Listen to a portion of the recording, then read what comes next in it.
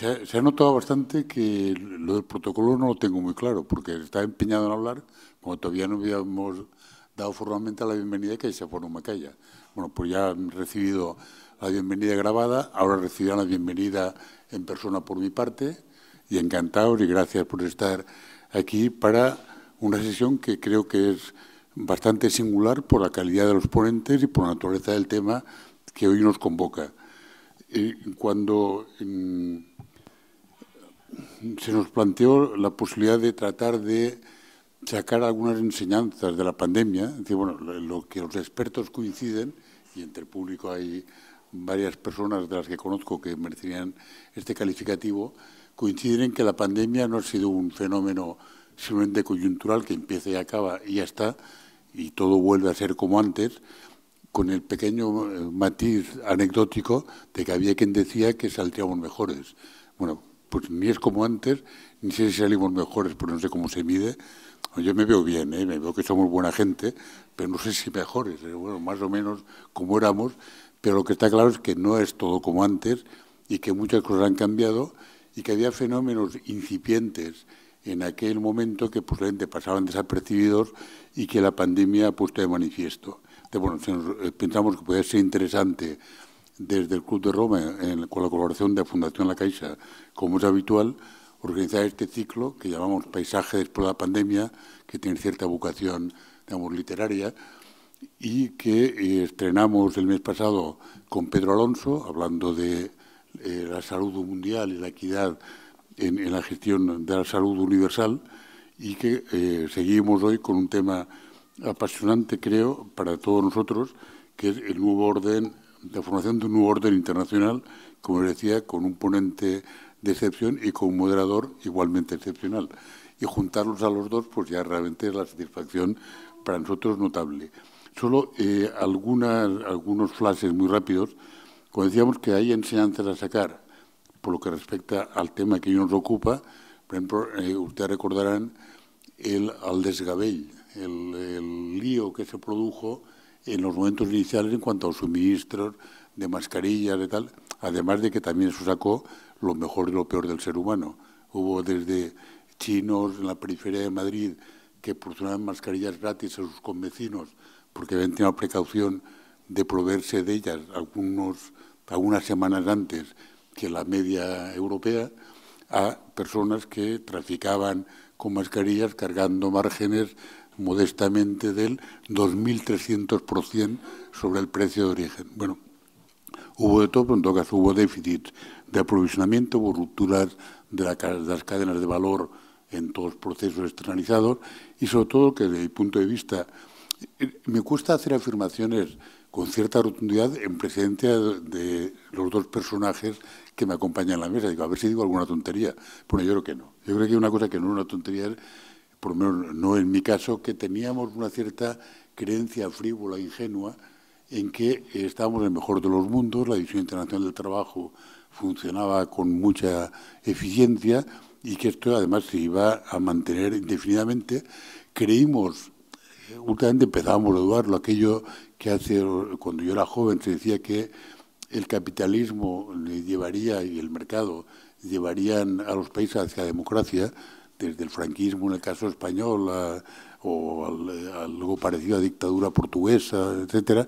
Bueno, pues que el mercado tenía la virtud de generar democracia y lo queríamos, o nos hacía ilusión creerlo, pero vamos, que bien.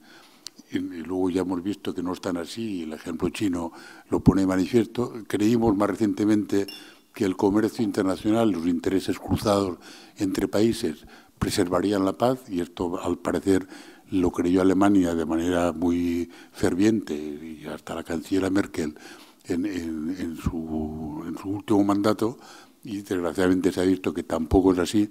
O sea, la pandemia también estos temas ha puesto de manifiesto nuestra inocencia, nuestra frivolidad, nuestra ingenuidad en estas creencias, y lleva a pensar que se requerirá un nuevo orden mundial, que es el que hoy empezaremos a visorar, y en ese panorama me encantaría si además el ponente y el moderador en algún momento pudieran contarnos qué papel podemos esperar jugar como europeos. si nos cabe, si no montaremos otra conferencia expresamente. Pero en este nuevo orden mundial, ¿cómo se construye, en qué consiste o en qué puede consistir y qué papel nos toca a este viejo continente que en guerra en este momento? Muchas gracias. Entonces, será Luis Foix quien, como moderador e introductor, hará la presentación del ponente. Gracias, Lluís. Molt bé. Moltes gràcies, Jaume. Buenas tardes a todos.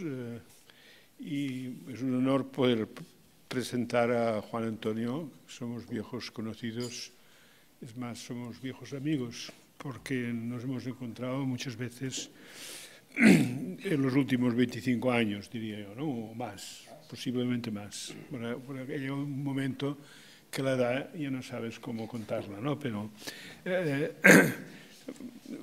Juan Antonio es un diplomático, es un embajador, pero sobre todo es un hombre cargado de cultura y cargado de conocimientos. Mientras estaba pensando, digo, ¿qué vas a decir?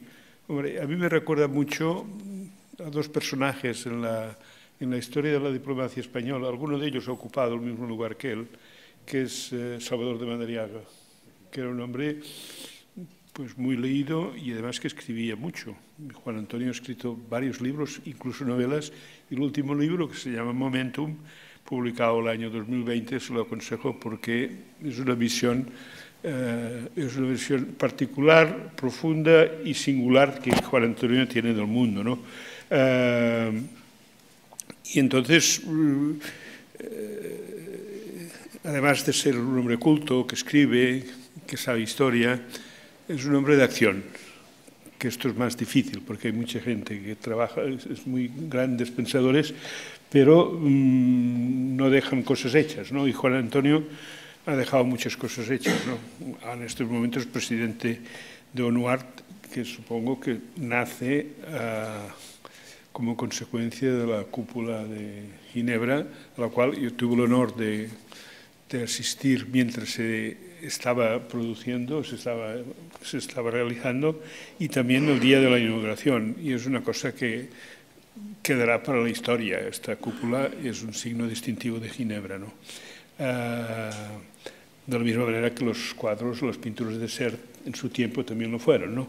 Pero esto no se hace porque sí, sino se hace porque alguien lo impulsa, alguien pone en contacto, porque una de las facultades más interesantes que yo creo, aparte del conocimiento de Juan Antonio, yo creo que esta capacidad que tiene de unir talentos y de unir fuerzas y de poner en solfa, digamos, muchas instituciones, bien sea para arrancar ideas o para fomentar ideas o bien para obtener dinero, porque las cosas no se hacen por sí solas. Y sobre todo, Juan Antonio, donde está, sabes que allí va a pasar algo. Allí va a pasar algo, ¿no? Yo lo recuerdo de cuando era secretario, estaba en el gabinete de prensa o jefe de gabinete del que fue ministro de Exteriores francés, Claude Chesson, y que luego fue un comisario de la Unión Europea, cuando todavía no era una Unión Europea, quizás, ¿no? Y bueno, y luego pues ha pasado por la Embajada de Londres, por la Embajada de Roma, y luego yo creo que hay un momento culmen que fue embajador en Moscú, ¿no? En México también. Me contaba cómo pues recorría con José Luis Rodríguez Zapatero, recorrías México, de arriba abajo. Y, bueno, y luego cuando fuiste embajador en Moscú, era un momento, me parece que era el año 2004. 2007-2011. Sí, que estaba en Medvedev ya o no estaba, sí, o sea, bueno, pero en fin, conociste a Putin. Bueno, tiene Juan Antonio pues una visión del mundo, que algunas cosas a lo mejor yo no las suscribiría del todo, pero esto es normal, pero siempre muy interesantes, ¿no? Una visión pragmática, una visión intelectual y sobre todo una visión humanitaria, ¿no? Y claro, ha creado, por ejemplo, el Centro de Estudios, el CEI, internacional, es la Universidad de Barcelona. Se preparaban aquí diplomáticos para entrar en la carrera diplomática, ¿no? Luego fue el que administró, yo creo que con gran eficacia, la cooperación iberoamericana, que esto le dedicó muchos esfuerzos y además siempre que nos veíamos tenía ideas interesantes sobre lo que había que hacer en América Latina, ¿no? Cosa que no sé si se ha hecho del todo. Me parece que del todo, tal como lo tenías previsto tú, no estaba, ¿no? Bien, y entonces estamos en un momento muy interesante y la visión de Juan Antonio, claro, una persona que ha estado en Londres, en Moscú, en Roma, en México, con cargos y responsabilidades diplomáticas y culturales, pues tiene una visión de lo que está pasando, ¿no? Y en este caso, pues yo creo que, bueno, estamos en el nuevo orden internacional. Yo creo que la guerra de Ucrania está planteando un nuevo mundo, una nueva situación, sino un nuevo mundo, una nueva situación en el mundo, que como toda guerra y guerra de dimensiones amplias, pues va a cambiar muchas cosas. Habrá un antes y un después de la guerra de Ucrania. Pensemos que las potencias nucleares están prácticamente todas implicadas en esta guerra, lo cual eleva el riesgo de catástrofe. Y la guerra en sí misma es un fracaso de la humanidad, ¿no? O sea, que la gente se mate de una manera tan absurda, pues es un fracaso, ¿no? Es una guerra que decía que lo va a cambiar todo, va a cambiar Rusia, estoy seguro.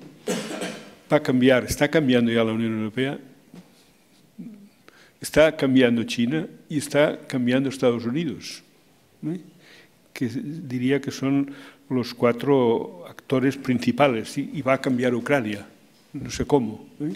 Pero de momento el cambio es un cambio muy lamentable porque han muerto muchas personas, ¿no? No solamente ucranianos, sino también rusos. Pensemos, por ejemplo, que se ha producido un movimiento migratorio dentro de Ucrania que es parecido, vamos, que no hay precedentes desde la Segunda Guerra Mundial, creo yo, porque un total de 11 millones de personas entre desplazados y emigrados o exiliados, pues ahora quizás muchos han vuelto a su lugar, pero en todo caso han estado desplazados, especialmente niños y mujeres y personas mayores, ¿no? ¿Cuántos muertos? No lo sabe nadie. Bueno, no lo sabe nadie. Se dicen cifras, pero yo creo que la historia ya pondrá las cosas en su sitio, ¿no? ¿Qué ha creado? Pues ha creado una cierta crisis económica, ha creado la inflación. Vamos a comprar al supermercado y las cosas son más caras, ¿no? Las materias primas pues no llegan cuando tenían que llegar, especialmente en sitios y en lugares donde más las necesitan, más que nosotros, ¿no? El problema de la energía, todo esto va a plantear nuevas... ¿Y cómo quedarán las fronteras? Lo sabemos, porque la guerra finalmente solo se trata de cambiar una frontera. Esto es mío, esto es tuyo, ya veremos cómo. Entonces hay una analogía que me parece muy interesante, que la estaba leyendo de un libro que lo compré el otro día en Francia, sobre cómo todo esto pues, puede crear una nueva manera de ver todo el mundo, ¿no? Es decir, que el juego de intereses no sabemos hacia dónde irá. De momento lo que tenemos es una guerra de desgaste, que yo creo que es una guerra mundial en miniatura con posibilidad de escalar y llegar a un conflicto de mayores dimensiones, ¿no? Aquí hay el tema de las nuevas tecnologías, por ejemplo, todo el tema los secretos del Pentágono, que ahora cada día salen cosas nuevas, ¿eh? Van saliendo y vemos la realidad de las cosas, hombre, que no son tan bonitas como parecen, ¿eh? Vemos como Turquía ha intentado vender material militar a Rusia, a pesar de ser de la OTAN. Pues vemos cómo Israel está implicado de muchas maneras en el conflicto. Vemos cómo, como a través de los medios tecnológicos nuevos, pues se obtiene una información en todas las direcciones, no solamente los norteamericanos, la CIA y los servicios europeos de seguridad, ¿no?, de inteligencia, sino que también los rusos hacen lo que pueden. Y claro, hoy día nadie puede tener la seguridad de que solo él sabe una cosa, ¿no? Bien, en fin, yo creo que ¿qué va a pasar? Yo no lo sé. Yo digo, voy a decir dos cosas en un minuto o tres cosas. La ecuación, yo creo, tiene tres imponderables, la ecuación esta. Tres imponderables. ¿Hasta qué punto durará la ayuda occidental a Ucrania? De momento, lo que ha conseguido Rusia o Putin, en este caso, es que la Unión Europea esté más unida y que países como Finlandia y Suecia, tradicionalmente neutrales, históricamente neutrales, pues ahora uno ha entrado y el otro está pidiendo entrar, ¿no? ¿Hasta cuándo durará esta unidad y hasta cuándo durará esta ayuda por parte occidental a la causa de la soberanía o de la libertad de los ucranianos, ¿no? Segundo, ¿qué pasará en Rusia? Pues claro, esto no es una... Aquí la suerte que tenemos en Occidente es que las cosas salen, las buenas y las malas, y también las malas, surten. Y dicen, hombre, ¿cómo es posible? Pues esto es fatal, ya lo ha dicho, salía uno del Pentágono diciendo ayer que era muy perjudicial para la política de Occidente todo lo que está saliendo. Bueno, pero en Rusia no sale nada, pero lo que puede salir un día es que llega una noticia, un urgente, que diga que Putin ya no es presidente. Esto podría ocurrir, no será la primera vez ni la última, ¿no? Y por último, y para terminar, y le dejo la palabra al embajador, que él lo sabrá mejor que yo, porque creo que tiene muchos más datos, ¿qué pasará en Estados Unidos? ¿Qué está pasando en Estados Unidos? ¿Qué está pasando con los populismos de derecha y los populismos de izquierda, que están haciendo que la gente piense menos de lo que debería pensar a pesar de tener tanta información? Es decir, son una ecuación de tres incógnitas que no sé cómo se va a resolver. En todo caso, sí que estamos en medio de una transformación de las relaciones y del orden mundial, ¿no? Juan Antonio, si me he alargado demasiado, me lo dices, pero te doy la palabra y con mucho gusto. Bueno, muchas gracias, Jaime. Muchas gracias, Luis. Para mí...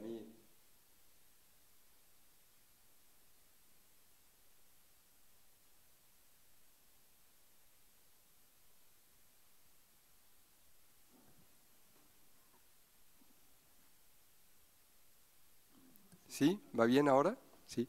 Bueno, Jaime está con nosotros en la Fundación ONUAR desde hace ya más de 12 años y es el gran pilar que apoya nuestras actividades en intentar la dimensión positiva del arte en Naciones Unidas. Y Luis, como decía muy bien, nos conocimos ya hace más de 30 años, que acudí como joven diplomático a La Vanguardia, que quería escribir unos artículos, y él enseguida me dijo, pues adelante, y me abrió las puertas a poderme empezar a expresar, ¿no? Lo que luego principalmente fueron unos artículos y luego evolucionan a libros, ¿no? Con lo cual es una gran compañía y le agradezco a todos ustedes también que estén aquí, ¿no?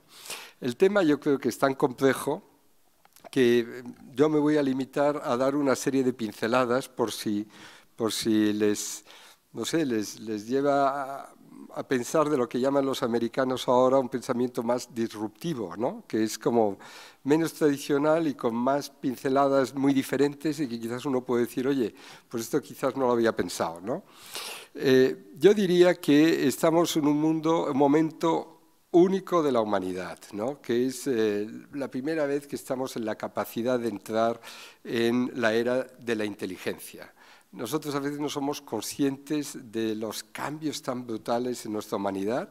En el 1920, o sea, hace 100 años, había 3 millones de estudiantes de todo el mundo en las universidades. O sea, hemos de pensar que países enteros, las poblaciones no podían acceder a la educación superior porque en principio ciertos poderes coloniales prohibían que dentro de los países se subiera más arriba que la educación básica. Estos mismos poderes que ahora están recomendando que la clave es la educación, etcétera, cuando ellos han tenido una situación muy potente en el mundo, han quitado la posibilidad de que sus élites locales estuvieran realmente bien formadas para seguir teniendo el dominio de esta población, ¿no?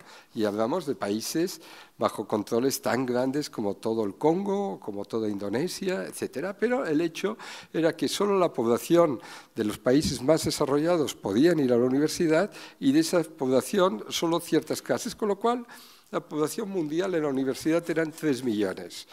En el 2020 son más de 300 millones de personas que están en la universidad.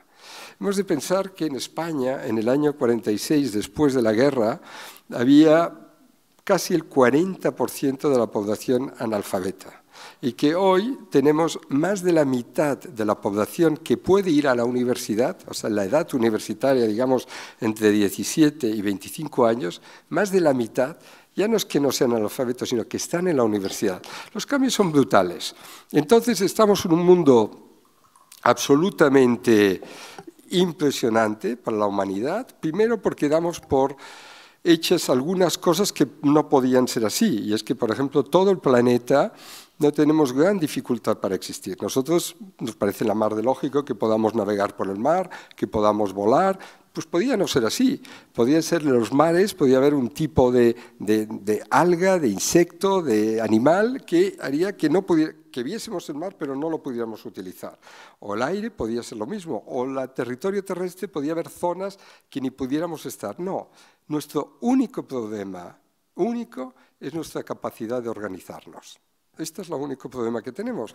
Y en esto hemos avanzado enormemente, porque si pensamos, como dicen los antropólogos, que nuestra especie ya tiene 180.000 o 190.000 años de existencia, 190.000, es solo en estos 100 últimos años, que no es nada, que por primera vez hemos visto el globo en su totalidad como un ente que lo podemos organizar. La primera experiencia es la Sociedad de Naciones, 1920, una experiencia imperfecta que dura 18 años, pero es como, digamos, el primer implante de corazón, ¿no?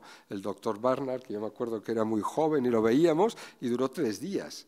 Pero hoy, ¿cuánta gente le operan del corazón y vive años y años? Lo importante es poner la dirección de algo. Por tanto, esa Sociedad de Naciones que fracasa da luz luego a una sociedad nueva, que es las Naciones Unidas, bueno, que ya ha durado 70 años, que ha resuelto sus conflictos, pero que lo importante es que llega a reunir 198 entidades que representan al mundo entero. Es decir, que es increíble que tengamos 8.000 millones de personas en el mundo, pero que hayan 198 personas que teóricamente lo pueden representar en su globalidad.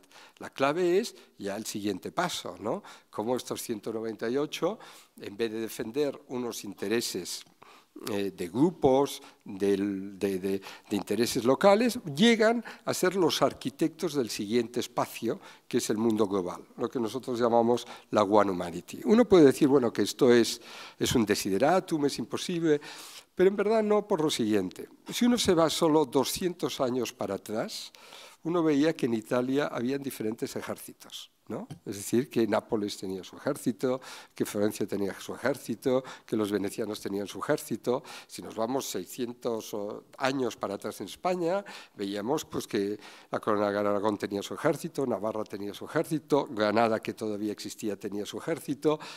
Hoy, en estos territorios, lo que hay es policía. Es decir, han creado un espacio único con unas reglas más o menos aceptadas, gente que intenta transgredirlas, pero el control de ese espacio es con una policía, no con unos ejércitos. Bueno, hoy en día estamos en una situación que la sociedad, si crease el nuevo mantra de decir, oiga, estamos en una época tan inteligente que nosotros queremos que ustedes se entiendan y crean el nuevo mundo. O sea, no quiero aquí que sea China la potente, que sea América el potente, Europa, no. Hemos de ir al nuevo espacio, que es el espacio de la humanidad completa, porque al final lo que a nosotros nos interesa es que inventen una nueva vacuna contra la malaria. Nos da igual que la vacuna contra la malaria la invente un nigeriano, un guineano, un americano, un español o un alemán. Lo que nos interesa es que la inventen y la inventen pronto, ¿no? Yo les decía, y volviendo a una cosa muy personal mía, tuve un desprendimiento de retina hace 3 semanas, piernas, ¿no?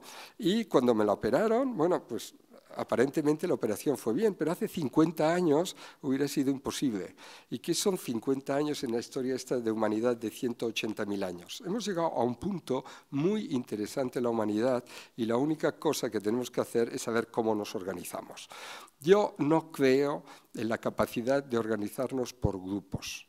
No creo, porque siempre dan disputas y siempre da unas luchas. O sea, nosotros hemos de pasar el credo que lo que nos interesa es la creatividad y desbloquear el talento de cada individuo. Yo he dicho siempre que la naturaleza nos ha demostrado en una cosa muy pequeña cómo ha hecho de cada ente humano algo singular, que son las huellas digitales. Algo tan sencillo como 1 centímetro de piel ha conseguido que si somos 8.000 millones en el planeta, son 8.000 millones de combinaciones diferentes. Por lo tanto, si eso es solo un trozo de piel de 1 centímetro cuadrado, imaginemos lo que son las combinaciones neuronales. Las combinaciones neuronales de cada individuo, lo que puede dar de creatividad es increíble. Por lo tanto, cuando tenemos una humanidad con pocos elementos para desarrollar su capacidad mental, bueno, lo máximo que podemos hacer es cómo les creamos unas ciertas reglas de armonía entera para que se puedan controlar y se puedan manejar.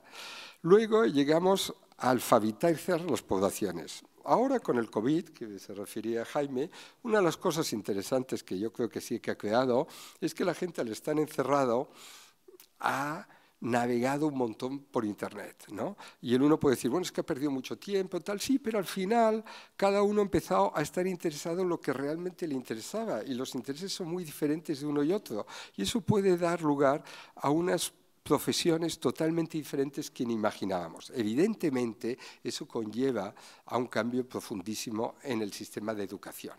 Nosotros tenemos unos sistemas de educación relativamente arreglada para poder hacer que la educación es factible, porque si no, ¿cómo conduces una clase de 50 alumnos, de 30, de 40?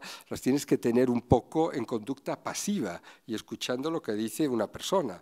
Pero claro, el nuevo mundo no va así. El nuevo mundo es que cada pieza de la humanidad va a tener una capacidad muy distinta de la otra y cómo les dan los elementos para que tenga este conocimiento y pueda aportar, ¿no?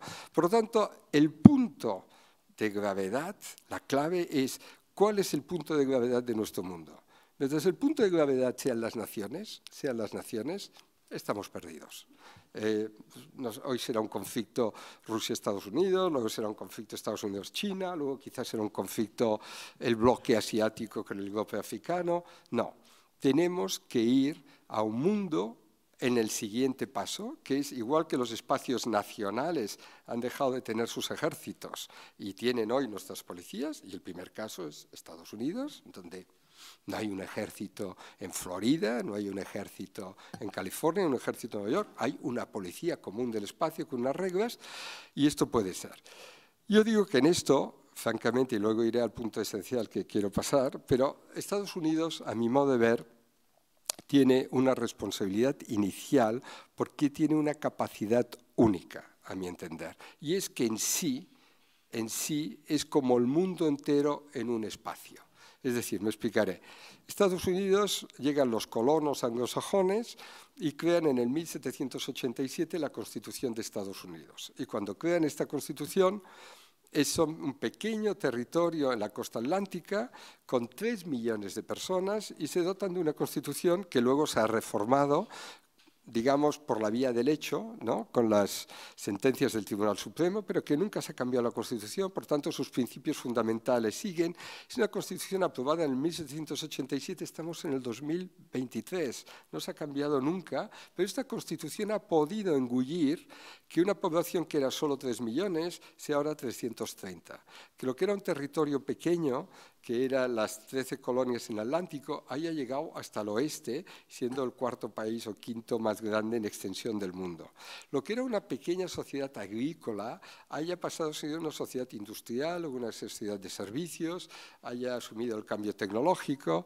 Lo que era una población muy homogénea, digamos, en términos de grupo humano, un grupo anglosajón y de emigrantes europeos, ha acabado absorbiendo toda la variedad del mundo. Es Es decir, hay asiáticos, hay personas de África, hay latinos, hay anglosajones, hay todo el tipo. Por lo tanto, es el único país del mundo que tiene este minimundo en sí mismo. Y por lo tanto, la clave es qué camino toma Estados Unidos en adelante. El camino que ha estado tomando, y podemos enseñar la última de las... soy yo el que las tengo que pasar, perdón. ¿Se ve aquí o...? Perdón, ¿sí? Perdón. Bueno, era esta. ¿Se puede poner en grande? El camino que ha tomado, que es decir, nosotros el mundo es infiable y por lo tanto el mundo tiene que estar con una fuerza militar absolutamente abrumadora y por lo tanto consagramos un orden mundial tradicional, ¿no? con un gran poder en el mundo. Bueno, yo creo que es un mundo que a la humanidad del hoy no le conviene. No le conviene porque, como de un refrán africano que me gusta mucho, que dice, si quieres ir rápido, ves solo, pero si quieres ir lejos, ves acompañado, ¿no? Entonces, mientras el mundo vaya a estar con un líder, va a ser siempre un mundo con una gran capacidad de fractura y sin sacar lo mejor de esta humanidad, ¿no? El día en que Estados Unidos aceptase hacer la gran donación al mundo, que es coger su liderazgo para forzar ir al tercer paso, es decir, hemos creado la Sociedad de Naciones, hemos creado las Naciones Unidas y ahora hemos de crear la Organización de la Humanidad Unida. El momento en que Estados Unidos hubiese convocado una gran conferencia internacional y no vamos a llegar a esto ni en 5 años ni en 10, pero lo importante es poner el norte, entonces entraríamos en otro mundo, ¿no? Pero hoy el mundo es este, ¿no? 801.000 millones de dólares al año en armamento, ¿no? Bueno, este es un punto en que yo les quería decir cuál es el nuevo orden mundial. A mí no me interesa que el nuevo orden mundial siga estando basado en cómo se organizan o se entienden los grupos. A mí yo creo que hemos entrado en una era increíble de la inteligencia. Vamos a ver cambios absolutamente de todos en la movilidad, en la educación, en la comunicación, en la sanidad, en todo. Y lo que hemos de entender es que el individuo como tal en este siglo XXI tiene otro lugar. El individuo hasta ahora ha sido carne de cañón de determinados movimientos. Cuando yo estaba de embajador en Uzbekistán, pues me impresionaba mucho que el gran Timur en 1404 organizó el gran ejército de Asia Central con 400.000 soldados para invadir la India. Fue el único que tuvo éxito en aquel momento, pero mover 400.000 soldados por todas las estepas del Asia Central para llegar a la India, bastante impresionante, ¿no? Pero evidentemente las 400.000 personas eran instrumentos al servicio de la idea del Gran Timur. Y a nosotros no nos interesa que ninguna persona sea el instrumento al servicio de ninguna persona. Y por lo tanto la clave es cómo ponemos un mantra de que lo que queremos es que nos construyan este mundo, el mundo de la One Humanity, no el mundo de uno más fuerte que otro. Esto es mi pensamiento. En el momento actual, yo creo que estamos en un momento interesante, a mi modo de ver, porque todas las guerras han llevado a crear nuevas posibilidades, ¿no? Desgraciadamente. Es decir, hubiera sido imposible pensar en la sociedad de naciones sin la Primera Guerra Mundial, hubiera sido imposible pensar en las Naciones Unidas según la Segunda Guerra Mundial, y hubiera sido imposible pensar en la Unión Europea mismo sin la Segunda Guerra Mundial. Pero lo interesante de la Unión Europea, a mi modo de ver, es que los estados que han estado profundamente enfrentados, porque Alemania ha invadido Francia, ha invadido Bélgica, Italia ha sido parte del grupo agresor, solo los dos principales, que son Alemania y Francia, después de tener todo reciente, porque todos tienen en sus casas abuelos, padres, hermanos, primos, que han sido muertos en la guerra, una guerra de 45 millones de muertos en totales, ¿no? Solo 9 años después ya firman un gran acuerdo para poner una unión conjunta que es la CECA. Pero 13 años después ya crean la base de la Unión Europea, que son las comunidades europeas, y aceptan poner una política capital, que es la política agrícola, como política agrícola común. 45 millones de habitantes en total en la Segunda Guerra Mundial. Cierto que son 8 millones de alemanes, 1 millón de franceses, 1 millón de británicos, 25 millones de soviéticos, pero solo 13 años después esto. Bueno, a mí me parece que nosotros en Europa tenemos ahora una oportunidad única. Nosotros, los cambios fueron tan profundos en 1990 que hubo un cambio que sí que se pudo hacer, pero otro cambio que no se pudo hacer, ¿no? Es decir, el cambio que se pudo hacer es crear una Alemania unida, ¿no? La fuerza de los hechos llevó que, aunque determinados líderes se habían opuesto, la fuerza de la corriente fue tan grande que llegó a la reunificación de Alemania. Lo que pasó con la Unión Soviética, a mi modo de ver, fue muy interesante porque es la única caso en la historia que se llevó, yo creo, por las dos partes muy bien. Es decir, por una parte que dice, yo veo cuáles son las próximas 15 jugadas de este ajedrez y veo el jaque mate, luego, antes de jugar estas 15 jugadas, yo tiro el rey, ¿no? Y la otra parte dice, bueno, pues se ha acabado la partida y no hacemos más sangre, ¿no? Hay elementos intermedios que de esto no quedaron contentos, ¿no? Porque dicen, no, aquí tenía que haber habido mucha más sangre y tenía que haber sido mucho más derrotado, pero bueno, la cosa quedó así. Pero no llegó al punto de que se pudiera hacer la gran Europa. ¿Por qué? Porque los dos que de alguna manera habían perdido, que eran Alemania, pasaba a estar reconstruida y pasaba a estar fuerte, y la otra, que en el fondo había perdido por modelo, que era la Unión Soviética, pues tenía todo para recorrer para el futuro. Yo les puedo asegurar que he estado 4 años en Rusia y lo del comunismo era trágico. O sea, la capacidad de generar miseria es impresionante. Y cómo pudieron salir de la miseria es absolutamente asombroso. Pero cómo podía despegar Rusia era también impresionante. Pero un despegue de Rusia importante llevaba inevitablemente a la complicidad de dos grandes actores en Europa, que eran Alemania y Rusia. Alemania y Rusia juntos pues sumaban en aquella época más de 250 millones de habitantes, casi lo mismo en aquellos momentos que Estados Unidos, con un potencial de crecimiento enorme. Si a esto le sumamos Francia, le sumamos Italia, le sumamos España, le sumamos Portugal, le sumamos Holanda y tal, bueno, hace un continente en una explosión impresionante. Era demasiado asumible todo al mismo tiempo. Reunificación Alemania, reconstrucción del espacio europeo, gran despegue. Bueno, entonces de alguna manera la parte esta rusa ha estado una parte en un stand-by que sí, que no, que lo acepto, que no lo acepto, pero no ha estado encajada, ¿no? Yo creo que esta crisis no tiene que ir en la dirección, yo creo, que algunos quieren, no todos, pero algunos quieren, que esto es una fractura profunda en el interior del continente europeo, sino que se tiene que ver como que es un conflicto en el interior de la familia, como hay todos los conflictos en la familia, y que tiene que dar lugar a que se pueda resolver a nivel interno familia y llegar a un nuevo espacio común en toda Europa, ¿no? Yo creo que eso es mucho más factible de lo que se piensa, porque como decía muy bien Luis, no sabemos exactamente el número de muertos.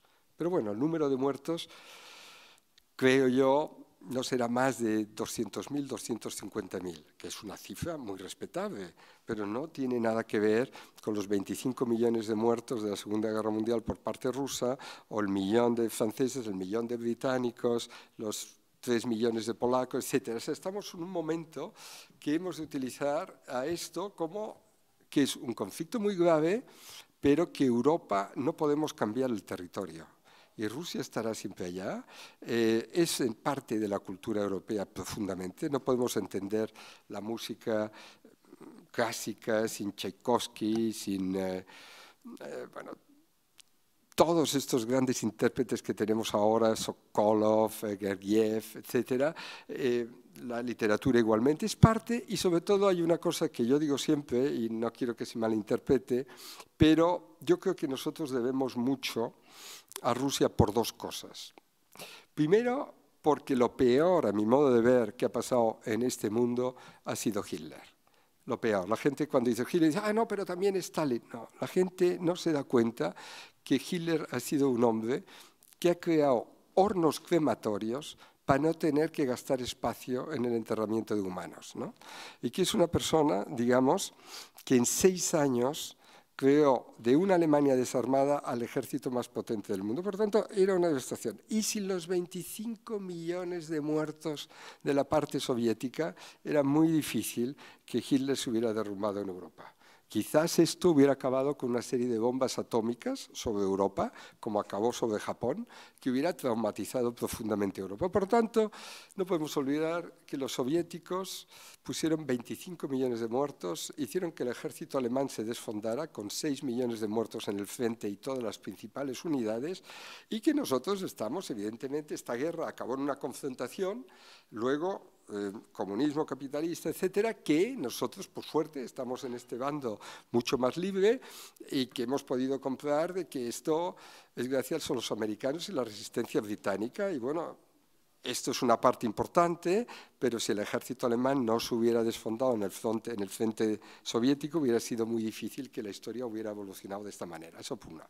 Y por lo segundo, cuando la gente dice esto, Rusia es comunista y tal, bueno, hay una cosa que olvidamos, que es que los rusos no han inventado el comunismo. El comunismo lo inventaron Marx y Engels. Ha estado inventado en Alemania sobre la experiencia de la industrialización en Manchester.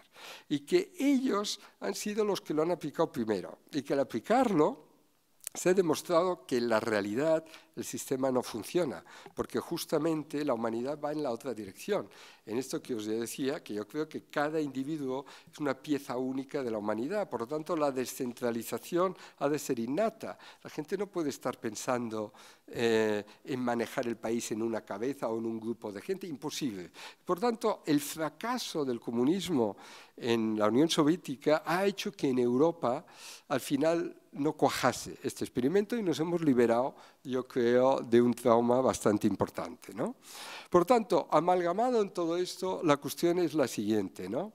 Yo creo que en el fondo Europa tiene que coger las riendas y pasar la imagen de que esto es un conflicto de familia y que la familia lo resuelve ella y ha de encontrar la solución para ir al final a una conferencia de paz y desarrollo conjunto de todo el espacio europeo. Y ahora les diré un poco cómo yo creo que hay una cosa que teníamos que prestar mucho más atención y que es la siguiente. En el mantra actual ha entrado muy bien el tema del medio ambiente, ¿no? Es decir, todo el mundo nos preocupamos mucho de cómo vamos a preservar mucho más el planeta, cómo cuidamos los residuos, cómo cuidamos, porque en el fondo, en este mundo mucho más interactivo, todos nos queremos sentir útiles de alguna manera. Y con lo cual, cuidando bien algo relativo al medio ambiente, uno da la sensación que participa. Pero el tema crucial en nuestro mundo de hoy no es el tema el medio ambiente. El tema crucial es cómo pasamos a un mundo sin armas. Este es el tema crucial. Y este tema no ha parado de crecer en todos los últimos años, ¿no? Y hay una cosa que yo quiero, a ver aquí, ¿no? A ver si lo enseño bien. Ok, yo creo que empieza en 1997, ¿no?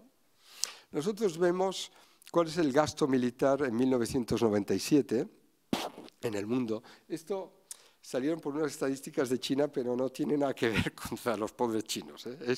Son las estadísticas mundiales donde salen los principales gastos militares en todos los países, ¿no?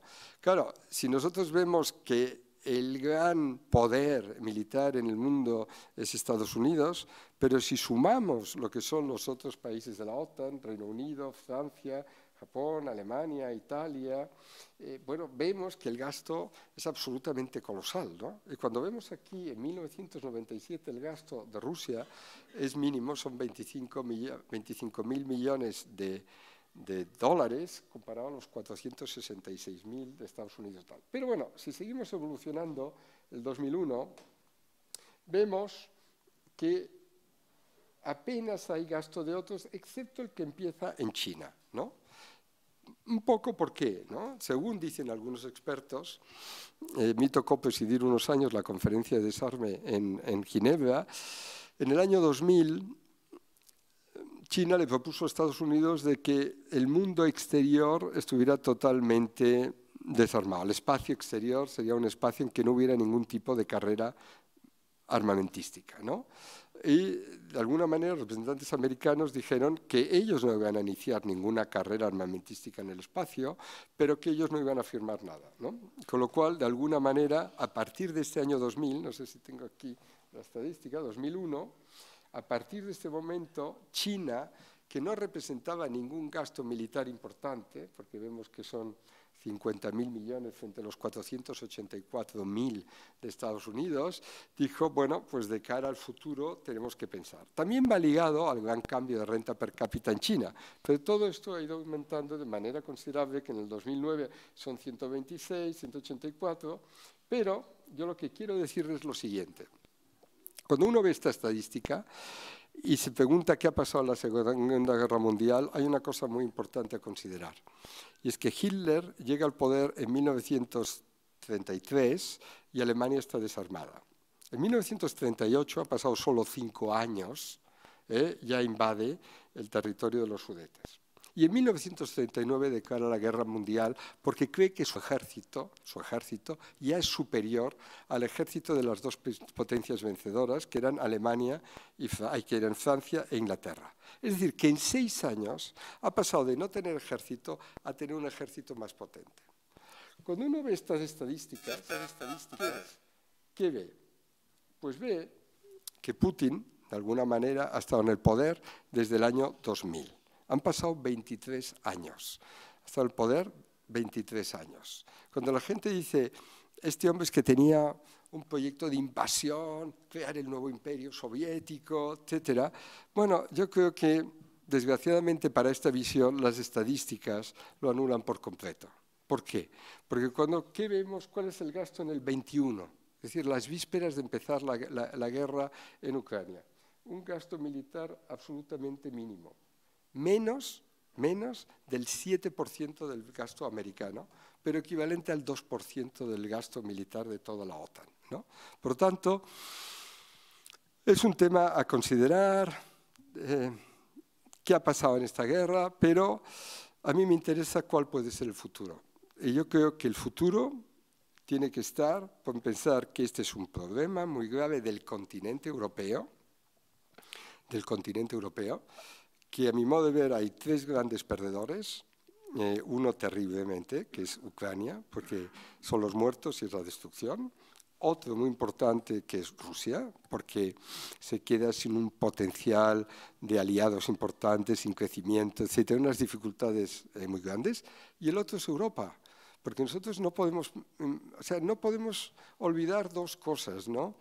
Que en esta Unión Europea que hemos ido construyendo por diferentes pasos y que ha empezado de tener una política agrícola, a tener luego un mercado interior, a luego a tener un euro, a luego a tener unas ampliaciones, lo que estamos vendiendo a la nueva generación es que, virgencita, virgencita, que me quede como esté.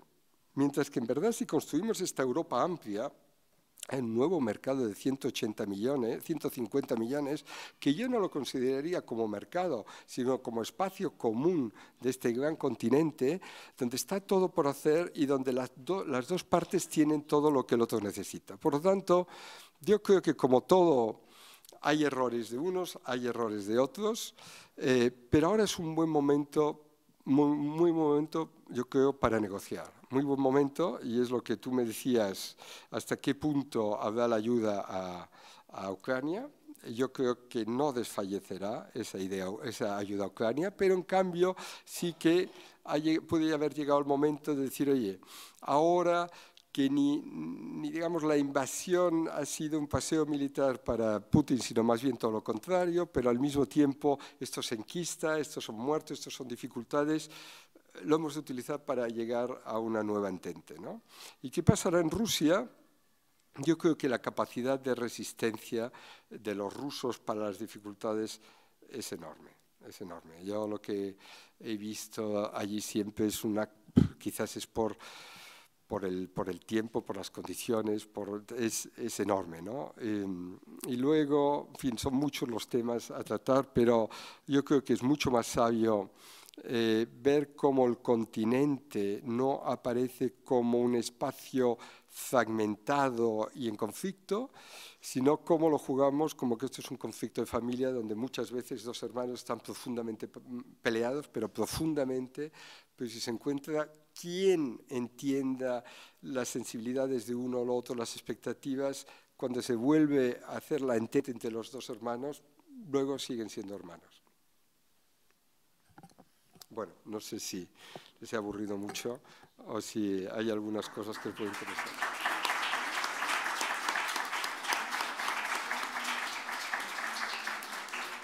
Muchas gracias. Yo cuando preguntaba qué papel podía tener Europa, no esperaba una respuesta tan ambiciosa y tan, iba a decir, utópica, perdona la expresión, como esta. Pero más que en mi opinión, me gustaría que fuera Luis quien de la suya reaccionara ante lo que ha expuesto nuestro ponente de hoy. Bueno, primero que Juan Antonio nunca defrauda, ¿eh? Nunca defrauda porque te abre nuevas avenidas y con ideas interesantes siempre. Yo mientras hablaba he tomado 2 o 3 notas que las voy a... Hombre, el discurso, el relato es un poco kantiano, es decir, la paz perpetua, con lo cual yo me apunto el primero. Yo, donde hay que firmar para que ahora mismo pare la guerra, haya paz, esto soy el primero, ¿no? Lo que pasa es que no es así, porque tú decías que en este siglo, en estos 100 años, la evolución del mundo desde todos los puntos de vista ha sido colosal. Es verdad, pero ahora volvemos a tener una guerra de atrición, una guerra de desgaste en Europa, ¿no? Muy parecida a la batalla de Verdún de 1916, muy parecida. Echar hombres allí, que mueran. Y yo lo que quería introducir es un poco es decir, yo estoy de acuerdo contigo en que hay que mirar al futuro y hay que construir este futuro que va por esta línea, según lo que a mí me apetecería, ¿no? Pero es que el mundo no va por esta línea. O sea, hay guerras constantes. Es verdad que con Naciones Unidas se ha dado un gran paso, pero no ha dejado de haber guerras en el mundo a pesar de estar en Naciones Unidas, incluso a pesar de estar en el Consejo de Seguridad. Pues ha habido la guerra de Vietnam, ha habido las guerras de África, las guerras de descolonización, ha habido el desastre de Camboya, ha habido muchas cosas. Y entonces yo creo que en el discurso que has hecho hay que considerar el factor humano y sobre todo el factor de la imprevisión, porque si el futuro lo pudiéramos dibujar, si vamos a hacer un futuro, sería esto, un futuro kantiano, la paz perpetua. Y, por desgracia, la paz perpetua no existe y mucho me temo que no existirá nunca, por la misma naturaleza de la persona, del hombre o de la mujer o del ser humano, ¿no? Y cuando hablas de conflicto de familia, estoy de acuerdo, pero todavía, por ejemplo, desde 1648, pues no ha evolucionado mucho la doctrina de los estados, ¿no? De Westfalia no ha cambiado mucho y todas las guerras que ha habido desde 1648 son para ganar el territorio de alguien, no para solamente indoctrinar a alguien, sino para ganar. Esto, los que procedemos de la ruralía, sabemos que los grandes conflictos que hay en el mundo rural es cuando cambian una fita, que llaman en catalán, cuando cambian pues un límite. Y entonces pues allí viene la Guardia Civil, vienen los jueces y algún puñetazo y luego los hombres de bien. ¿Por qué? Porque esto forma parte, es decir, la relación del hombre con la tierra tiene una profundidad que se remonta a la noche de los tiempos, ¿no? Y esto a mí me hace pensar en que este mundo que dibujas en el horizonte, que está un poco alejado, ¿no? Y una cosa que a mí me gustaría que saber tu opinión, ¿no? Estoy de acuerdo en un mundo sin armas, ¿no? Pero hay dos temas. Primero, yo creo que si uno no mira la historia, se puede equivocar de diagnóstico y sobre todo se puede equivocar de terapia, porque la historia es muy rica y muy desgraciada, según cómo, ¿no? Esto por una parte. Y luego, claro, aquí ha habido, es decir, los pueblos y las naciones, a lo mejor las naciones y los estados puede que sean un error, pero los estados y las naciones, yo creo más las naciones que los estados, tienen su historia. Y hay dos pueblos en Centro Europa que saben lo que es esta historia, que saben lo que es en una generación alguien que haya nacido con un pasaporte, entonces no había, ¿no?, del Imperio Austrohúngaro, luego han pasado a tener pasaporte alemán, luego han pasado a tener pasaporte polaco, luego han pasado a tener pasaporte ruso, es decir, que son lo que decía Helmut Schmidt, estados sobre ruedas, ¿no? Que si ganan los alemanes, las fronteras se corren hacia un lado y si ganan los rusos, corren hacia el otro lado. Que tú has hecho referencia, pues, a estas dos grandes potencias dentro de esta gran familia. Entonces, el tema es, existe, por razones culturales, por razones históricas, la gran familia europea, pues ojalá, pero claro, es decir, cuando escuchas, pues, los razonamientos de unos y de otros en esta guerra, ahora no vamos a entrar, o no quiero entrar yo por lo menos en quién tiene más razón, quién tiene más o menos razón, pero los estados son, es decir, cuando escuchas a un catalán que está en Bruselas, que es de la Pobla de Segur, y te habla con esta contundencia, que es Pep Borrell, ¿no? Bueno, a mí, yo estoy un poco en su línea, pero no estoy tan convencido como él, ¿no? Porque él, que si quería, vamos, no lo veo tan claro como lo ve él, ¿no? Pero es que resulta que el gobierno inglés lo ve igualmente, aunque no esté en Europa. Francia no sé exactamente en qué posición está, porque no lo sé. Es decir, este viaje de Macron a China, no sé qué resultados habrá tenido.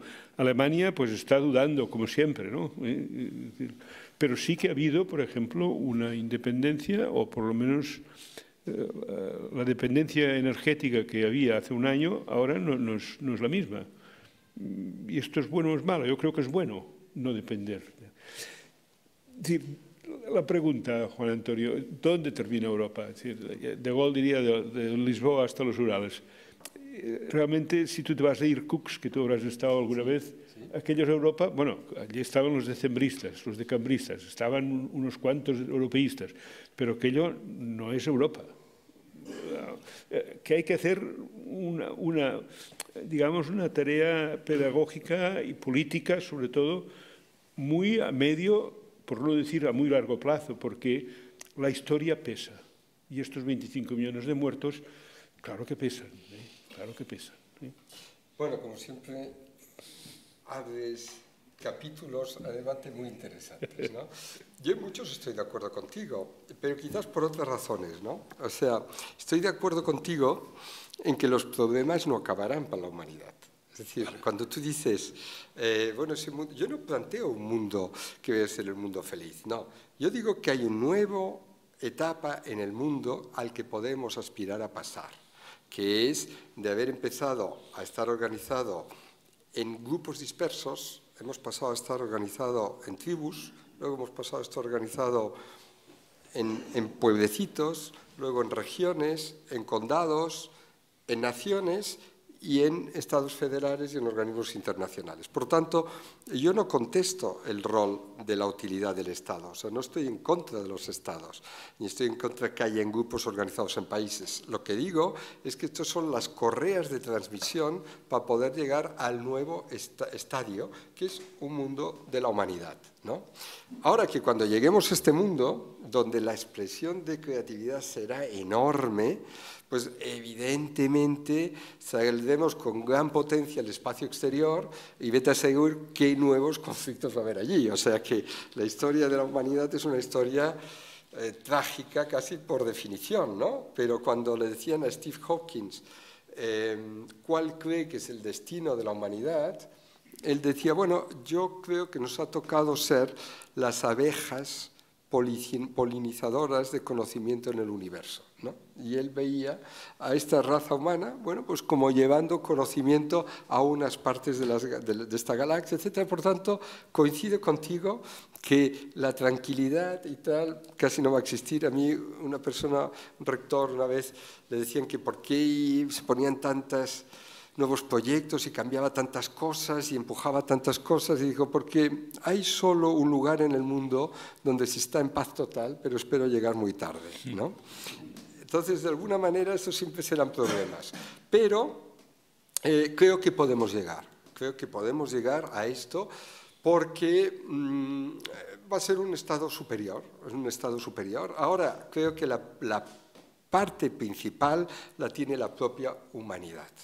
La parte principal es que la humanidad no tiene que pensar que esto se lo van a hacer, sino que ellos tienen que pedir, oye, lo que yo quiero de usted, político, lo que quiero es que me organice el mundo en el que yo quiero vivir.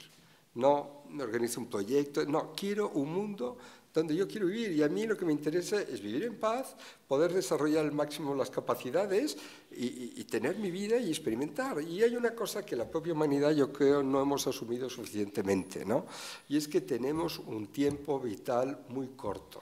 Tenemos un tiempo vital que para algunas personas son 30 años, para otros 80, pero en principio no va mucho más allá de 100, ¿no? Por lo tanto, es un tiempo muy limitado para estar en un planeta absolutamente fuera de serie. Yo te decía una vez que me había quedado impresionando cuando fui a Dunhuang, que no sabía ni que existía Dunhuang, ¿no? Y me invitaron a ir a unos conciertos especiales que hacían en Dunhuang y descubrí que allí los emperadores de China, que allí son unas montañas un poco que dividen hacia Mongolia, habían invitado a sus artistas durante 1500 años a crear unas cuevas y decoradas por Buda. Son 450 cuevas decoradas de la manera más maravillosa que uno se puede imaginar, ¿no? Y es una obra humana increíble. No tenía ni idea que existía. Hay gente con muchos medios que yo conozco y que me dicen, oye, yo el viaje que querría hacer es Egipto. Yo que he estado como 12 veces en Egipto, les he dicho, pues mira, yo es el viaje que si solo pudiera hacer una vez en mi vida, jamás me perdería de hacer. Porque cuando uno va al Valle de los Reyes y descubre lo que descubrió Champollion y esas grandes cavidades, es una de las maravillas. Por tanto, no hay ni tiempo suficiente para descubrir toda la maravilla que tenemos en este planeta. ¿Para qué lo estamos tirando con cosas absolutamente absurdas, ¿no? Yo quiero que hoy estos 850.000 millones de Estados Unidos, que en la OTAN significa, sumados todos los países, casi el doble, se nos los dediquen a sanidad. ¿Por qué? Porque hace 300 años, como comentaba Lluís de Jaume, no era un problema de dinero, era un problema que abriésemos puertas a poder investigar científicamente. O sea, a Miquel Servet, que descubre la circulación de la sangre, lo matan en Ginebra con aceite hirviendo porque descubre la circulación de la sangre. Luego, los científicos han tenido que luchar, primero con creencias, luego con religión, etcétera, para que pudieran investigar. Hoy no. Hoy es una cuestión de cuánto dinero le aplicamos a la medicina, porque tenemos todas las facultades de medicina del mundo lleno de jóvenes que quieren investigar, que quieren aprender. Por tanto, el potencial es enorme y nosotros queremos que nos lo organicen de todo el mundo. Y a mí me ha impresionado mucho que habiendo estado, que como decía Jaime, ¿qué pasará después de la pandemia? Bueno, me ha impresionado mucho que habiendo cerrado a todas las poblaciones 3 meses en sus casas, 4, en todos los países del mundo, no en uno, no en otro, la humanidad no haya salido diciendo, oye, qué fragilidad tenemos frente a las enfermedades y qué capacidad de reacción tenemos ahora, ¿no? Por lo tanto, la máxima prioridad es cómo impulsamos toda la investigación médica, porque al final hemos construido un mundo que creíamos que estábamos muy seguros y un pequeño virus medio desconocido nos lo ha paralizado todo, etcétera. Por lo tanto, ha sido increíble que los presupuestos de sanidad apenas han crecido en los países del mundo, apenas, y no ha habido ningún movimiento de las poblaciones diciendo, oiga, yo no acepto que me doble el gasto militar si no me doble el gasto sanitario. Nadie ha salido diciendo esto. Por lo tanto, la culpa es un poco nuestra. Nosotros, igual que se ha creado el movimiento por el medio ambiente, hemos de crear el movimiento de decir, oiga, yo quiero el mundo que me lleve a desarrollar mis capacidades positivas. No tengo ninguna ganas que me desarrollen todo esto, que amputan brazos, que quitan, en fin, que dejan las poblaciones taradas. No way, de ninguna manera. Ahora, mientras pensamos que no es posible, no lo haremos, ¿no?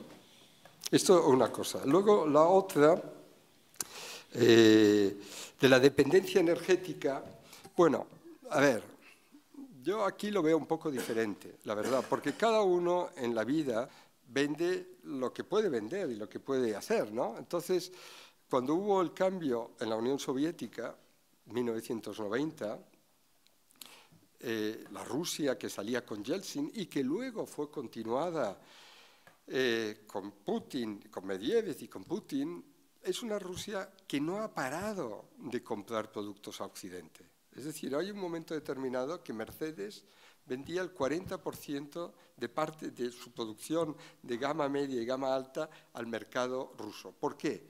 Porque el mercado ruso tenía unos Lada, se llamaban, unos coches muy elementales, y en vez de salir un nacionalismo ruso de vamos a crear aquí el nuevo coche, nosotros que hemos llegado al espacio y tal, pues pensó, oye, esto lo hace mejor y lo queremos tener ya. Porque un concepto muy claro que hay en Rusia es, me han hecho perder un tiempo enorme de mi vida y por lo tanto no quiero seguir perdiendo tiempo. Por lo tanto, que no me digan que vamos a crear el nuevo coche ruso, etcétera, que va a durar 12 años, no, ya me lo pueden vender en 3 meses. Bueno, ¿qué quiero decir con esto?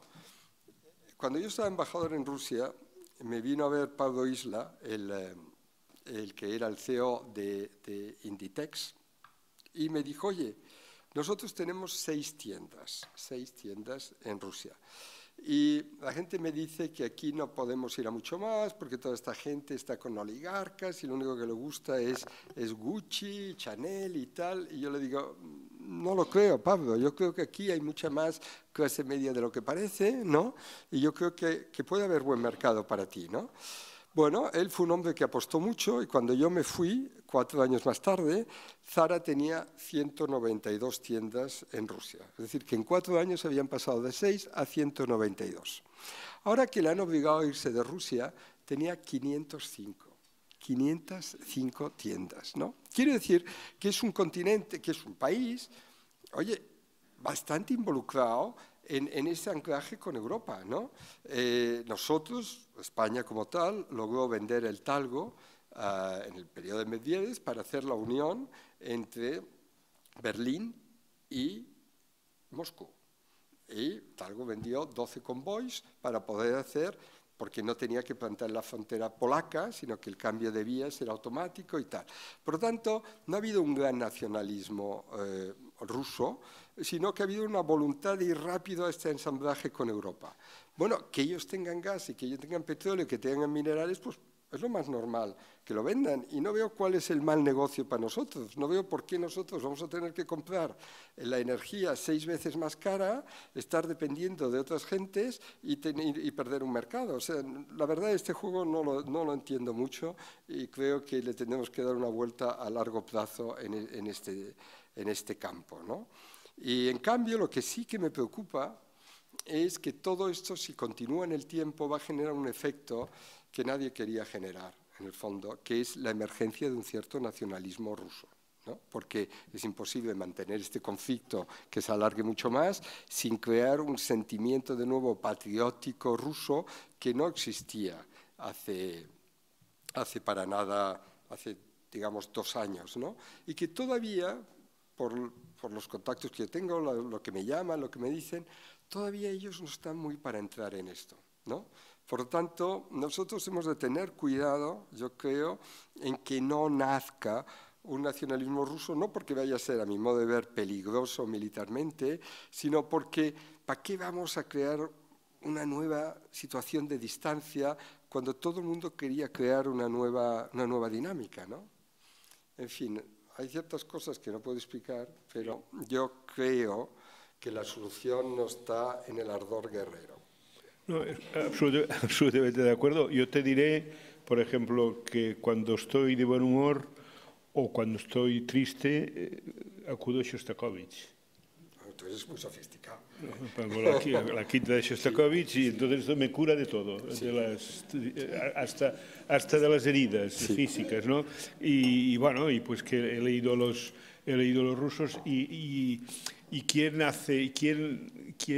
propicia en buena parte el cambio en Rusia. No la propicia Gorbachev solamente, la propicia Sájarov, la propicia, o sea, el factor cultural, que yo creo que sí que aquí sí que no nos podemos pelear, porque somos de la misma cultura.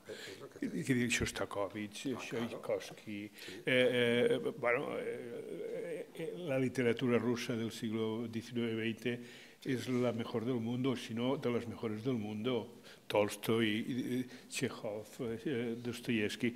O sea, que yo creo que estamos hablando todos en términos bélicos.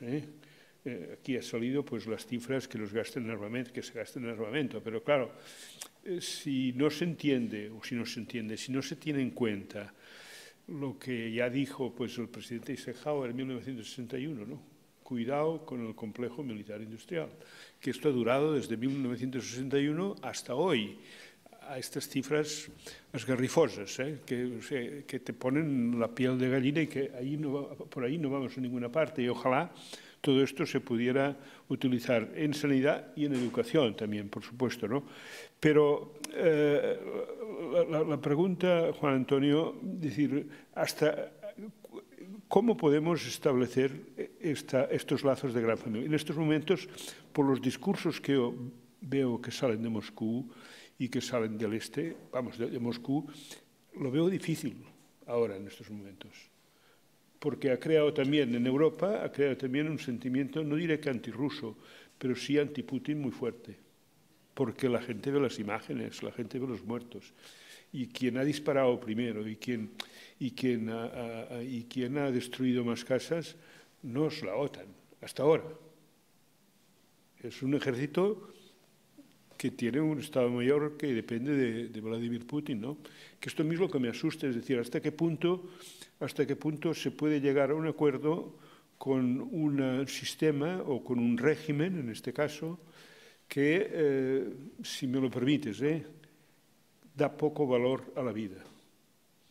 Como tampoco le da valor a la vida el ucraniano que voluntariamente se va al frente y sabe que va a morir. A mí esto, vamos, si alguien me viene y me dice, oye, aquello que se decía en la Primera Mundial, aquel señor con el dedo, ¿no? Yo can't need you, o sea, si alguien me viene a mí y dice, oye, vete aquí a Zaragoza o a Palencia, coge un fusil y dispara, y digo, oye, pues vete tú, ¿no?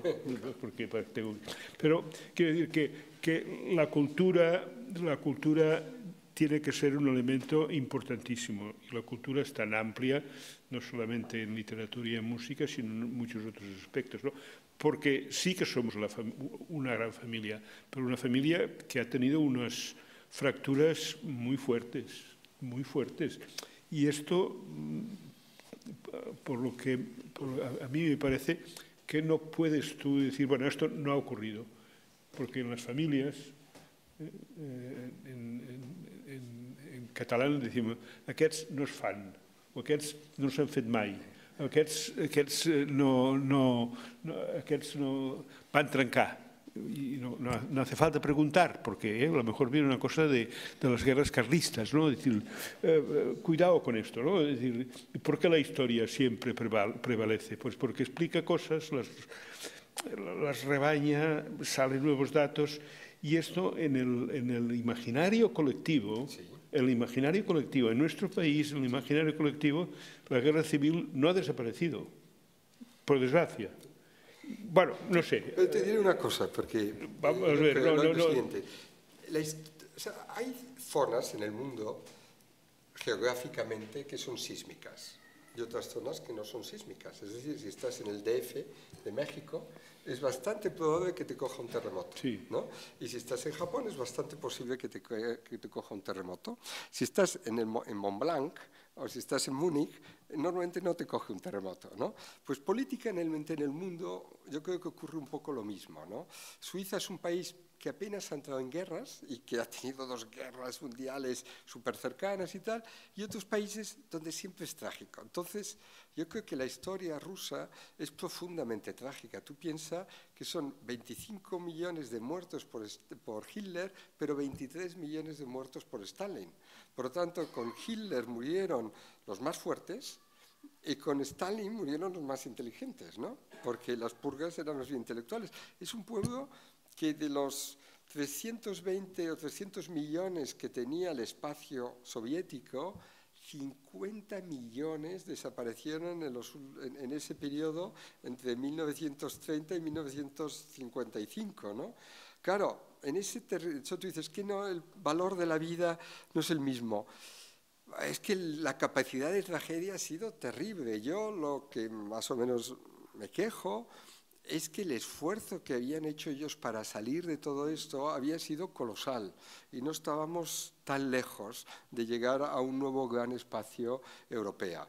Es complicado explicar todas estas cosas, pero yo diría que es mucho más sabio de Europa que busque cómo lo arregla, más que ser el que parece que no, que en fin, que estamos en otra cosa, ¿no? Hemos de ver que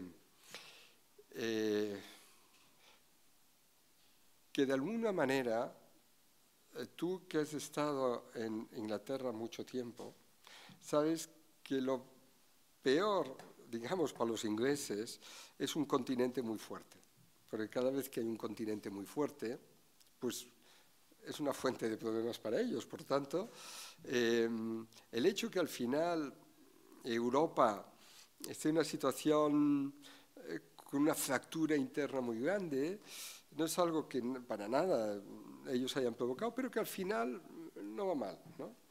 Y al final también lo de la energía, pues casi podríamos decir lo mismo, decir, oiga, pues no vamos a comprar ni petróleo ni gas a Rusia, pero ya que es estratégicamente lo que tenemos que hacer, lo vamos a comprar al mismo precio que lo compramos a los rusos, ¿no?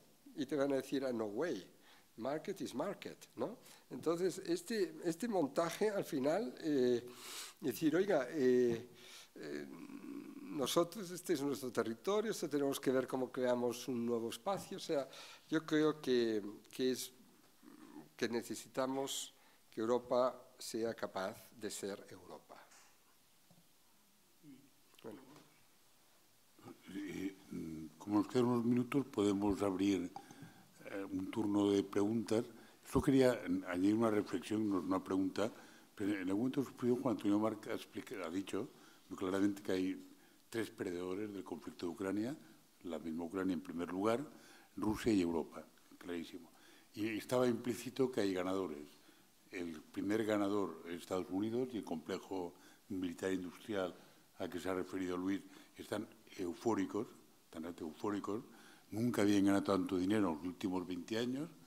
Las empresas de fracking de petróleo en Estados Unidos están encantadas porque no venden al precio ruso, venden al precio de mercado y están realmente haciendo unos beneficios que no podían ni soñar hace un par de años. Entonces, bueno, hay un gran ganador que es Estados Unidos y todo este entorno de negocios americano que, hombre, que no tiene, no sé qué concepto del valor de la vida humana tienen, pero no debe estar muy alejado del de Putin, sin permitir el cinismo.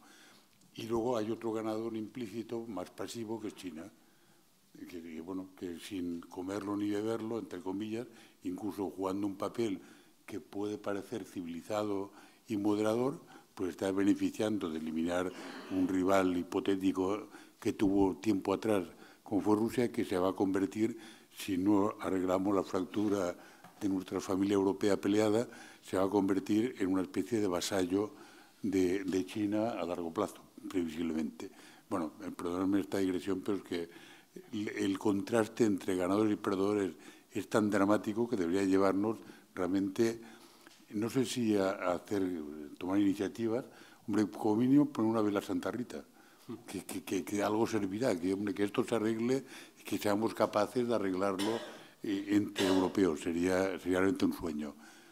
Hay una cuestión ahí al fondo. Sí. Hola, buenas tardes. Ha sido muy interesante, ha abierto nuevas visiones. Yo solo quería hacer una pregunta que creo que no habéis tocado, ¿no? El papel de China. China no participa aquí, no busca que estos dos hermanos se vuelvan a juntar. Este crecimiento suyo de China tan rápido en inversión militar, es que tiene otra estrategia muy distinta. No sé si me explico bien. Bueno, a ver, gracias. China, esto ya es pura apreciación mía, ¿no? Pero China, yo creo, tradicionalmente nunca ha sido una potencia muy invasora, ¿no? Se cuenta la anécdota de que en el 1405 hasta el 1415 hubo un emperador en China muy interesado en la exploración exterior, ¿no? Y había, ahora no tengo el nombre de aquí, pero un explorador muy famoso, lo podéis buscar en internet, al cual se le comandó la idea de explorar el mundo exterior, ¿no? Y a este le dieron 270 barcos y más de 20.000 exploradores, ¿no? Y llegó hasta lo que es ahora casi, que no existía, pero el canal de Suez está hasta arriba del Mar Rojo, ¿no? Y hicieron acuerdos comerciales con indios, con los yemenitas que había, con los omaníes, en fin, con todos los que fueron encontrando, pero no invadieron ningún territorio. Nosotros, europeos, en el mismo periodo casi, o sea, 90 años después, zarpamos solo con 3 barcos y 100 personas, ¿no? Y llegamos a América y al final, pues, oye, conquistamos primero Cuba, luego México, luego Perú, pero cambiamos, tal, los portugueses llegaron a toda la costa, los holandeses llegaron a Indonesia, etcétera. Hemos sido mucho más invadentes de lo que han sido ellos, ¿no? Yo creo que lo que pasa es que este mundo que yo he puesto, no sé, aquí la diapositiva esta sobre armamento, ¿no? No sé si la podéis volver a poner, esta, ¿no? La grande, si puede estar en la pantalla, ¿no? Porque este es un mundo que el que nosotros estamos, pues nos da como mucha seguridad, ¿no? Porque está en un mundo donde el líder de nuestra área pues tiene 800.000 millones de gasto militar y que sumida a los otros pues llega casi al doble. Oye, estamos con una ventaja brutal, es ganar un partido de fútbol a 10-1, ¿no? Pero evidentemente los otros lo perciben absolutamente como una agresión impresionante que han de ver qué van a hacer en el futuro, ¿no? Yo creo que vemos que los otros un poco, en el fondo, han tirado la toalla, ¿no? O sea, cuando vemos los gastos militares de los otros, aunque sean elevados, pues es, como dirían los británicos, peanuts, ¿no? Pero China, que ha pasado de tener 380 dólares renta per cápita en 1975 a tener 12.000 dólares renta per cápita en el año 21, de 380 hemos pasado a 12.000 dólares de una población de 1.500 millones, ¿no? Y que en términos globales, como economía, va a ser igual a la americana en el 2035, en términos globales de economía. Dice, oye, yo no puedo ser aquí un total enano militar, ¿no? Pero el gasto militar chino es muy bajo respecto al americano, pero es todavía muy ínfimo respecto al de la OTAN, ¿no? Yo creo que todos estos países, y Estados Unidos, yo creo que ha sido, en el fondo, lo que esperábamos de esta nueva administración, hubiera ofrecido un pacto al mundo para entrar en la nueva época, con sus timings, con sus garantías, con sus tal, este mundo habría entrado, porque no es un mundo que está intentando plantear batalla, es un mundo que dice, oye, hemos de cambiar un poco la situación porque lo que usted tiene es una posición tan fuerte que para mí es una inferioridad manifiesta, ¿no? Esta es la complejidad, ¿no? Yo lo que creo, bueno, es que de alguna manera estamos una serie de poderes que se pueden acabar entendiendo, ¿no? Porque ha habido otros que han sido mucho más agresivos en el mundo. Por tanto, no soy pesimista, yo soy mucho más optimista de lo que uno podría pensar con los conflictos actuales si a nivel humano entramos que nuestra gran prioridad máxima es la paz y el desarme. Esta es la máxima. Luego vienen las demás, ¿no? Porque, como comprenderás, dicen, no, es que el planeta en 100 años habrá subido 2 metros el nivel de agua en los océanos, sí. Pero acabamos una guerra mundial con 2 bombas atómicas, y ahora hay 15.000 bombas atómicas. Acabamos con un poder que tenía y luego se sumó un segundo, y ahora hay 9 y 2 en trance. Todo es tan inseguro que ese planeta tenemos que entrar en otra fase. Esa es nuestra prioridad. Nuestra prioridad es que nos organicen un mundo para esta humanidad y no estar sobre un campo volcánico de destrucción, ¿no? Por lo tanto, yo te diría que no tengo tanto temor a lo de China, la verdad, si nuestro bloque occidental utiliza su primacía para ofrecer un pacto mundial de nueva manera de convivir en el planeta, ¿no? Tenemos tiempo para otra pregunta. Felicitación por una exposición magnífica, idealista, que por desgracia pienso pasarán centenares de años para que lleguemos a esta situación optimista y a la que todos pienso que nos apuntamos. Pero aterrizando al presente, hemos hablado de perdedores. Yo pienso que en esta guerra hay un gran ganador. Ay, perdón. Un gran ganador, sí, que es Estados Unidos, y que por un conjunto de razones le interesa que esta guerra se alargue, primero para debilitar a Rusia, que es un socio, digamos así, de la China. Entonces la pregunta sería, en este contexto de pugna entre Estados Unidos, que no quiere perder la hegemonía mundial, y China, que se está desarrollando a un ritmo que llegará a cuanto menos a ser igual de hegemónica que los Estados Unidos, esta guerra de Ucrania, ¿cómo encaja con esto? ¿Qué opinión tienes de cómo encaja la guerra de Ucrania con esta lucha por la hegemonía política mundial?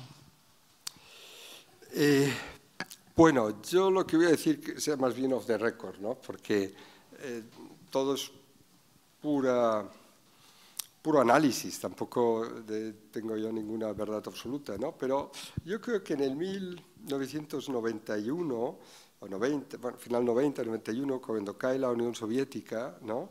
De alguna manera, pues Estados Unidos piensa, de alguna manera, que bueno, ya el mundo evoluciona de forma natural al ser este One Humanity World bajo la idea americana, ¿no? Entonces vamos a ver si este American Way of Life pues expande al mundo completo, ¿no? Y los otros países no hay ninguno que plantee ningún campo de batalla. En el 1990 China tiene solo $900 renta per cápita, por tanto está muy lejos de ser nada potente. Rusia ha tirado la baza y ha dicho, yo no voy a desmantelar lo que tengo de ejército, pero se acabaron las guerras en el mundo, se acabó la confrontación en Angola, se acabó la confrontación en Nicaragua, en Cuba, etcétera. Ya no nos ocupamos de esto.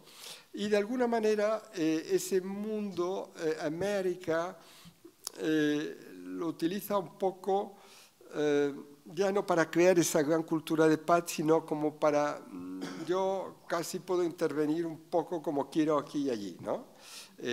Esto lleva a que después de bastantes años, es decir, toda la década de los 90 y principio de los 2000 y tal, bueno, pues al final los otros han pensado que no había las garantías multilaterales que pensaban que tendría que haber y que por lo tanto sigue rigiendo el mismo principio de tener una cierta capacidad de persuasión, de no ser atacado, no ser agredido, de poder mantener nuestra posición, ¿no? Por lo tanto, digamos, cierto pensamiento americano ha pensado, bueno, de alguna manera lo que hemos creado, que se crearía por las buenas, quizás se puede quedar por las malas, ¿no? Es decir, en el fondo hay solo dos estados potentes militarmente, uno en total decadencia, que es Rusia, y otro en emergencia, pero todavía muy emergente, que es China, ¿no? Por lo tanto, si primero acabamos el tema ruso, ya solo queda uno, y el otro ya veremos cuándo lo acabamos, ¿no? Ese yo creo que es una de las cosas que puede estar por debajo y que la verdad pues es ciertamente peligroso, ¿no? Pero yo, fíjate, no estaría tan seguro que Estados Unidos sea el gran ganador, porque creo que es el gran ganador a corto plazo, pero está perdiendo una gran baza a largo plazo. Porque hay una estadística que yo encuentro muy interesante y es cómo se está preparando la nueva generación. En Estados Unidos, entre 16 o 17 y 25 años, hay 40 millones de personas, o 38 en las últimas estadísticas, 38 millones de personas. La mitad de estas 38 millones no están para nada formándose para ser líderes. De la otra mitad que quedan, que serían 17 millones, están en las universidades, pero que quieran ser líder, que quieran ser el mejor doctor, el mejor abogado, el mejor periodista, el mejor ingeniero, quizás solo hay un tercio de estos. Con lo cual Estados Unidos quizás está formando en este momento 5 o 6 millones de grandes líderes. En China, hemos de pensar que la población que ahora tiene 20 años ha vivido todo el crecimiento de la renta per cápita. Es decir, que hace 20 años, que era el año 2002, China tenía en aquel momento unos $2.000 renta per cápita y ahora tiene $12.000 renta per cápita. O sea que en estos 20 años, este niño, a partir de esos, o niña, de los 5 o 6 años, ha visto como todo su poder material, su bienestar, no ha parado de crecer. Ha visto cómo tenía el coche, la televisión, han podido empezar a viajar, etc. Y es un hijo o una hija única. Y los padres vienen quizás de una pequeña aldea, de un sitio y tal, y lo que le dicen a su hijo o su hija es: oye, nosotros hemos venido de este sitio, donde nos hemos establecido en Chengdu o en Shanghái, y con una pequeña renta, pero mira cómo hemos progresado estos 20 años sin tener grandes estudios y tal. Si tú te dedicas a ser lo mejor en lo que quieres hacer, vas a ser el rey o la reina del mundo. Por lo tanto, tú estudias para ser el mejor médico, el mejor periodista, el mejor abogado, el mejor pianista, lo que sea, pero intenta ser el mejor. Bueno, China tiene en estos momentos, en esa población equivalente, 180 millones de personas. 30% fuera porque aún viven en comunidades muy rurales, no tienen capacidad, etcétera. Te quedan 120 millones de personas. Estos 120 millones de hijos, hijas únicas, están por sus familias diciendo: oye, primero tú eres nuestra salvación de futuro, porque a diferencia de aquí no van a tener unas grandes pensiones, luego tú vas a ser nuestra pensión. Yo hago un pacto generacional, que es que te doy todos los medios que puedo para que tú estudies lo mejor y tú ten éxito. Y ten éxito, serás feliz tú y feliz mi familia. Pero claro, China está formando, de esos 120 millones, quizás un 25% van a ser grandes líderes, ¿no? Con lo cual, en el mundo va a haber 30 millones o 35 millones de grandísimos profesionales chinos que van a tener un éxito arrollador en casi todas las zonas, ¿no? Y eso nos va a dar la sensación. ¿Por qué digo todo esto? Porque creo que Estados Unidos era mucho más inteligente a largo plazo tener este gran pacto occidental. Es decir, Estados Unidos tiene solo 330 millones de habitantes, Canadá son 25. Yo creo que un gran pacto de Estados Unidos con Europa, con Rusia y con América Latina, que en conjunto no sumaba más de 1.700 millones de habitantes, cuando China tiene 1.400, es lo que le daba una fuerza increíble a este Occidente a 20 años vista, ¿no? El tener un mercado europeo un poco en dificultades, el tener una China cada vez más alta, no tener la talla, yo creo que a corto plazo es muy ganador, pero a largo plazo no sé si es la gran opción, pero como evidentemente ahora todo es a corto plazo, pues le puede creer que es el gran ganador, ¿no? Bueno, con esta sofisticada reflexión, ya hemos llegado al final de la sesión. Vayan ustedes pensando en el futuro inmediato y más lejano y volveremos quizá a reflexionar juntos en una próxima oportunidad si Luis, Juan Antonio y Luis se prestan a ello. Les agradezco muchísimo a ambos su presencia y a todos ustedes su asistencia. Muchas gracias.